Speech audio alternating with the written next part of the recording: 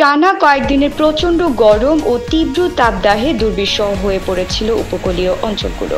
তবে হঠাৎ বৃষ্টিপাতের দেখা গেছে পটুয়াখালীর বিভিন্ন এলাকাতে। গত সোমবার 14 এপ্রিল দুপুরের দিকে কলাপাড়ায় ঘণ্টাব্যাপী মুষলধারে ও ভোররাতে মির্জাগঞ্জ, দুমকি এবং রাঙাবালির বিভিন্ন স্থানে গুঁড়ি গুঁড়ি বৃষ্টি হয়। উপকূলীয় এলাকায় হঠাৎ বৃষ্টি নেমে আসায় স্বস্তি পেয়েছে স্থানীয়রা। অনেকে তো একটু প্রশান্তির জন্য বৃষ্টিতে গাও ভিজিয়েছেন। পটুয়াখালীর আবহাওয়া অফিস সূত্রে জানা গেছে, উপকূলীয় এলাকায় আগামী 1 থেকে 2 দিন অব্যাহতভাবে আরও বৃষ্টিপাত হতে পারে। তবে 5 দিন পর ফের তাপপ্রবাহ শুরু হতে পারে বলে জানিয়েছেন আবহাওয়া।